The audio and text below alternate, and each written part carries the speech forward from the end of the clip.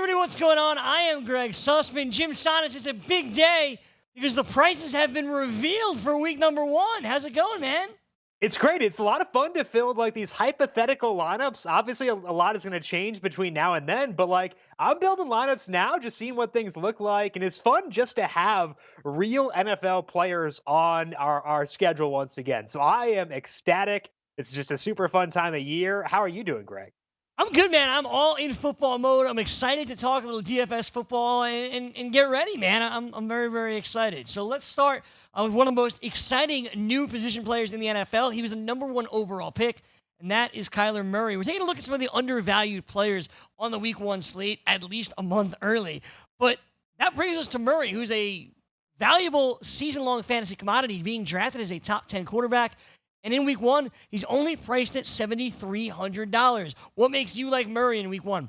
I think there are a lot of reasons to like this Cardinals offense in general. It's not because I expect them to be efficient, but I expect them to run a lot of plays this year with Cliff Kingsbury going in there, wanting to run a high-paced offense. And part of running a high-paced offense is giving a lot of volume to your quarterback because it does lead to a lot of pass attempts. That's good for Kyler Murray, and we know that pass attempts can lead to scrambles. That's also good for a guy like Kyler Murray. And you're getting that rushing floor and upside for just $7,300. Now, this defense that he's facing in the Lions is not bad. Glover Quinn did retire, though, but I think overall, it's not a bad idea to invest in someone with upside while the salary is low, even if their situation may not be ideal. Maybe the matchup's not ideal, maybe the situation is not ideal, but I think with Kyler Murray, the upside that he has and the floor that he has are not baked into his price right now, which is why I want to go here, even if the matchup is not necessarily a fantastic one from a DFS perspective. That rushing gives him both a great floor and a great ceiling.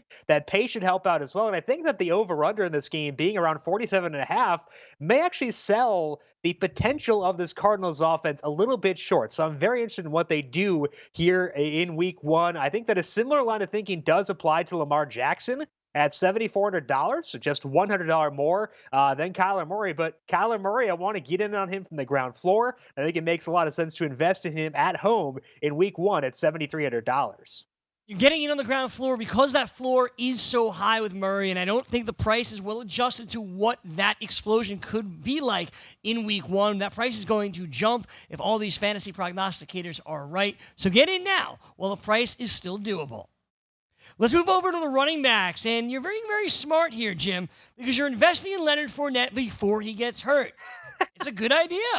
The window to do that, Greg, is usually not that large. So we're going to try to do it right now here in week 1. And I think that when you look at the salaries up on FanDuel, you can see a pretty tight correlation between where these guys are being drafted in season long and their salaries in DFS. And that's naturally going to drag someone like Leonard Fournette down because we don't have, at least not yet, concerns about his role. We know that if he's healthy and he performs well, he's probably going to get workhorse type usage in this Jaguars offense. And that's not what his salary says at $7,200. That salary is including some of the injury unpredictability that comes with Leonard Fournette. But right now, as of this recording, it could change by later today, but Leonard Fournette is healthy, and for $7,200 and a guy who could get passing down work, that is way too cheap. He's facing this Chiefs offense, and there's a lot of changes there for them.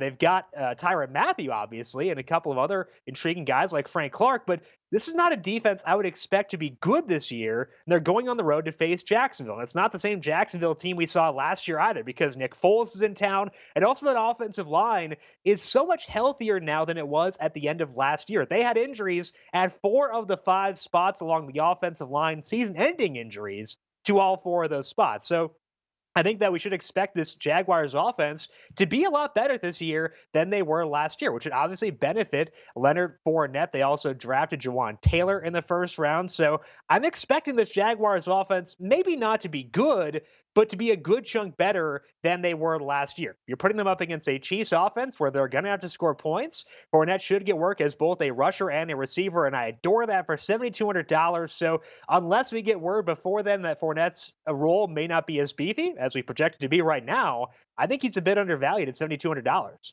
Yeah, the Kansas City Chiefs defense is obviously nothing that's going to scare you away. And Leonard Fournette, again, he's healthy as of now. He's a 3-down running back as of now. And looking at the players behind him, like a guy like Alfred Blue, not going to change anything. I really like Leonard Fournette early in the year. Don't really love him in season long, but in DFS at this price, about $7,200, he's undervalued, simply put. And I think he gets off to a nice start this year and makes for a good week 1 play. Another player that I actually like a lot throughout the season, it's Chris Carson, because he's in an offense that's just going to run the football. Brian Schottenheimer hates throwing the ball. You're a Jet fan, Jim. You know that. And if anybody watched the playoffs last year, he was adamant that his system works, where it's just run, 3rd and long, pray Russell Wilson does something. And he's not going to change that mindset. People are drafting Rashad Penny over Chris Carson. It's a mistake because Chris Carson's the starter. He's going to be the starter at least for week 1, which is what matters in DFS. And the reports out of camp on Chris Carson are actually pretty good too, which makes me feel even better about him in week 1. And we know the Seahawks, as you said, want to run the football, and they should get the chance to do so in week 1 because they're facing the Bengals. They are currently 8.5-point favorites at FanDuel Sportsbook, which is the largest spread in anyone's favor for this week 1 main slate. That bodes well for Chris Carson, who is just $6,600. And I think that salary and that season-long ADP for Carson is partly because people are afraid of Rashad Penny, and I get that. But if we're just investing for 1 week, we can take a bigger risk on a guy like Chris Carson. Now, personally, for my DFS process, I target guys who get more work in the passing game than Chris Carson did last year. But with Mike Davis being gone, there are some targets for the taking. Same thing with Doug Baldwin. Davis last year had an 11% target market share.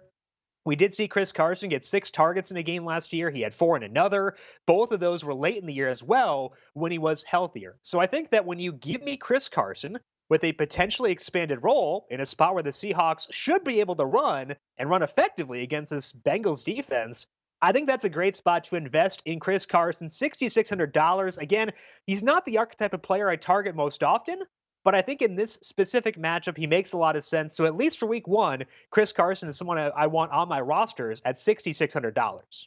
Yeah, the price, once again, is good. And while he's not going to catch the passes, that's going to make him an exciting option. He's going to be a player that just has the ball in his hands often because that's what they do, as I mentioned with Seattle. Run. And we'll take that. Hopefully he falls into the end zone a couple of times, and then you have a really nice week for Chris Carson. Let's move on to your undervalued wide receivers, Jim, and that brings us to Carolina's DJ Moore. It's interesting that we're doing this today, where all the reports out of training camp are saying, hey, maybe Curtis Samuel's the number 1 wide receiver in Carolina. But DJ Moore is priced very, very well at just over $6,000. Can DJ Moore make an impact in week 1?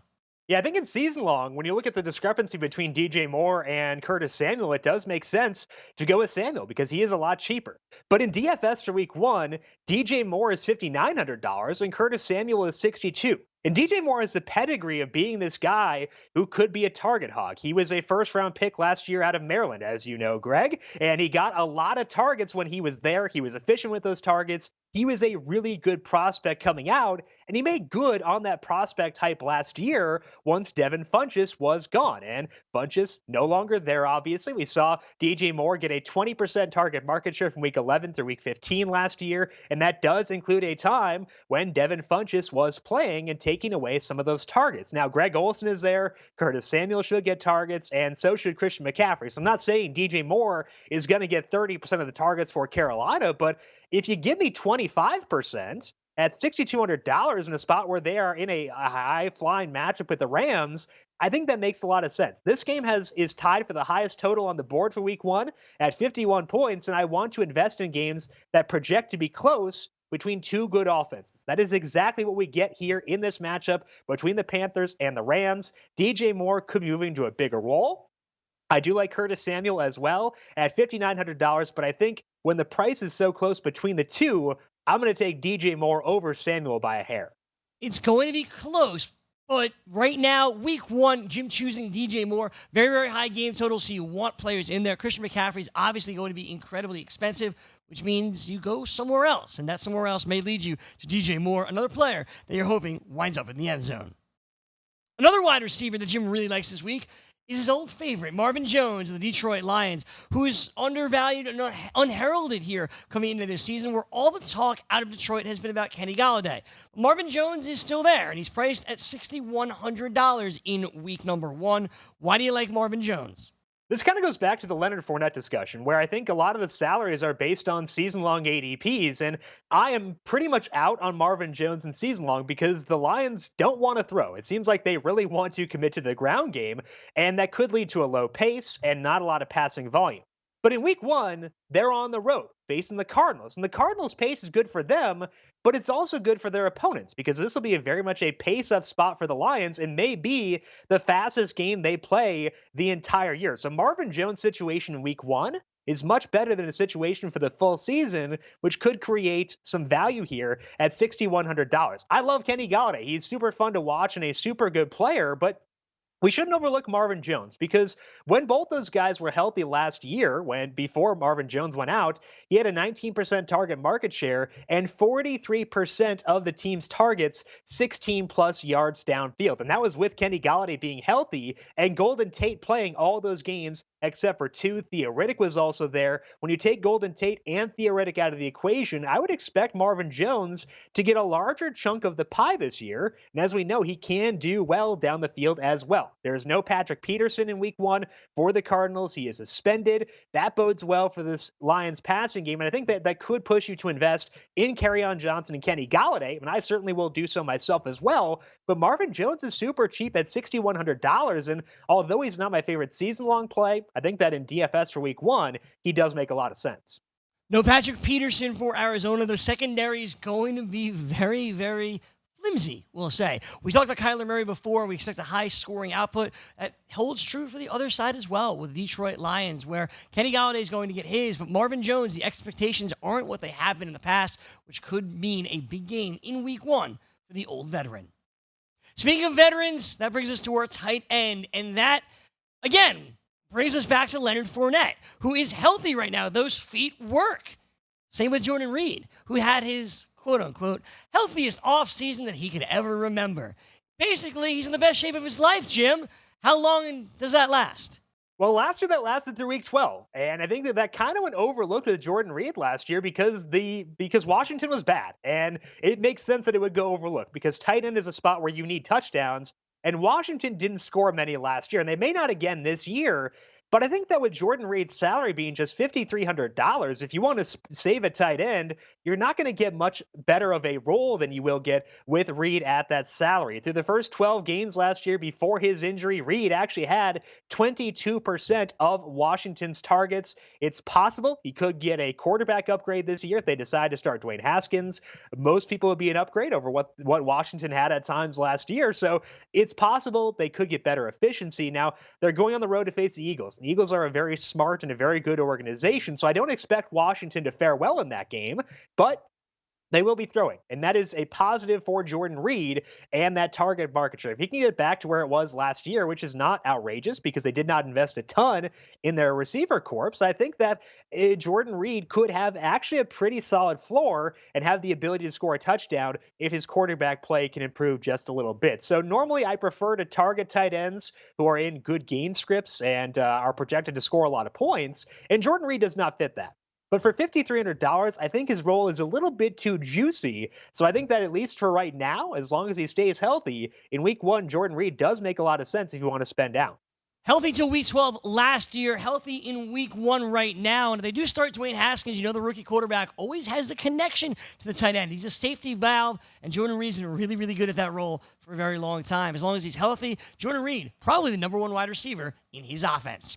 That's going to do it for us here on the FanDuel Hurry Up. Jim, I am pumped for football, so much so, let's do some more football tomorrow. Why not? Let's do it. Looking forward to it, Greg. Hopefully it all goes well, and I'm looking forward to talking plenty more football with you as we get set for week one. Absolutely. For Jim Sonis, I am Gregg Sussman. You can start making lineups right now over on FanDuel because the prices are out, and you have the next month to tinker away. Have some fun, and we'll see you back here tomorrow.